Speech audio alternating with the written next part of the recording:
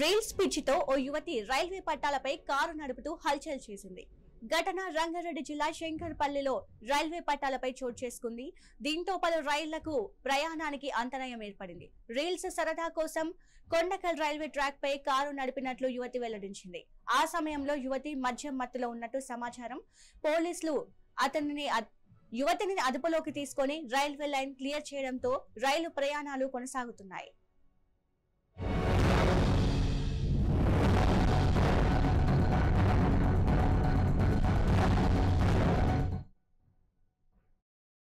ఇక దీనిపై మరింత సమాచారం మా ప్రతినిధి మణిప్రసాద్ అందిస్తారు. చెప్పండి మణిప్రసాద్.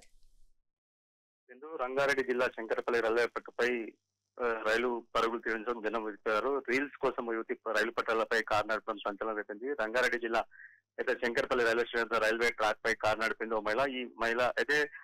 ఈ మహిళ రంగారెడ్డి లక్నోకు చెందిన రవి కాసోనికి నర్సింగ్ లో ఉంటుంది. అయితే ఈమె సాఫ్ట్వేర్ ఉద్యోగం చేస్తుంది. ఈమె దాదాపు అయితే శంకరపల్లి నుంచి కొండపల్లి వైపు కొండకల్ రైల్వే వైపు దాదాపు 7 కిలోమీటర్ కూడా రైలు పట్టాలపై కారుతో ప్రయాణం చేసింది. దీంతో చూసిన స్థానికులు సమాచారం అందించారు.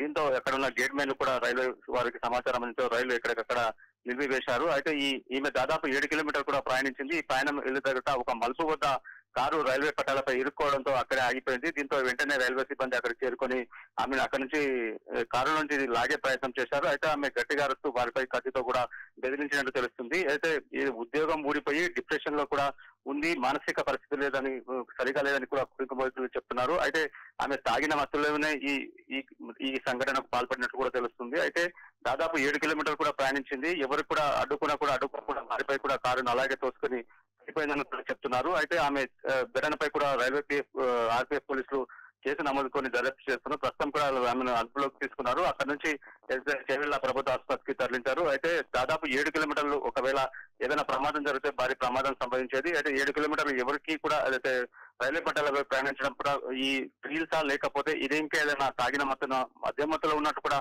స్థానికులు చెప్తున్నారు. అయితే దీనిపై కూడా రైల్వే ఆర్పీఎఫ్ పోలీసులు అక్కడ కేసు నమోదు చేసుకుని దర్యాప్తు చేస్తున్నారు. ప్రస్తుతం ఆమెను అదుపులోకి తీసుకొని కూడా విచారిస్తున్నారు. ప్రస్తుతం ఏదైతే చేవెళ్ల ప్రభుత్వ ఆసుపత్రికి తరలించి అక్కడ నుంచి రైల్వే పోలీసులు అదుపులోకి తీసుకున్నట్టు కూడా తెలుస్తుంది.